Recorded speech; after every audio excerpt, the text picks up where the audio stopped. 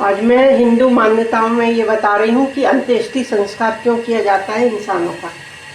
मनुष्य के प्राण निकल जाने पर मृत शरीर को अग्नि में समर्पित कर अंत्येष्टि संस्कार करने का विधान हमारे ऋषियों ने बनाया है। सभी स्वजन संबंधी मित्र परिचित अंतिम विदाई देने आए और उन्हें इस जीवन का उद्देश्य समझ में आए कि हमारा भी यही अंत होना है। चूड़ामण्युपनिषद में कहा गया है कि ब्रह्म से स्वयं प्रकाश रूप आत्मा की उत्पत्ति हुई, आत्मा से आकाश, आकाश से वायु, वायु से अग्नि, अग्नि से जल, जल से पृथ्वी की उत्पत्ति हुई। इन पांचों तत्वों से मिलकर मनुष्य शरीर की संरचना हुई। हिंदू धर्म में संस्कार में मृत शरीर को जीवन में अग्नि में समर्पित करके आकाश, वायु, जल, अग्नि और भूमि, इन्हीं पंच तत्वों में पुनः मिला दिया जाता है। यानी कि मृतक देह को जलाने यानी शवदाह करने के संबंध में कहा गया है। सब अपने अपने धर्म के हिसाब से अंत्येष्टि करते हैं।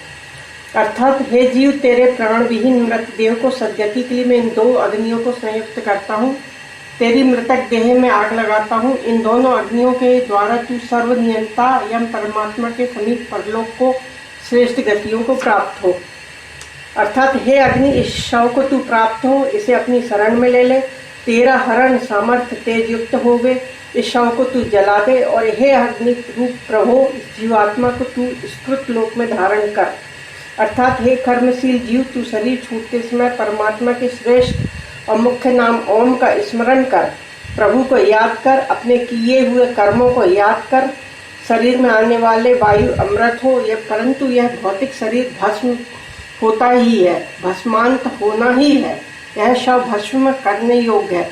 हिंदुओं में यह भी मान्यता है कि मृत्यु के बाद भी आत्मा शरीर के प्रति आसक्ति बने रहने के कारण स्थूल शरीर के आसपास मंडराती रहती है, इसलिए उसे अग्नि के समर्पित कर दिया जाता है और अंत्येष्टि संस्कार किया जाता है, ताकि उसके बीच में आत्मा और शरीर के बीच में कोई संबंध ना हो। तो आपको मेरे विचार कैसे लगे? आप लाइक करें, सब्सक्राइब करें, कमेंट करें।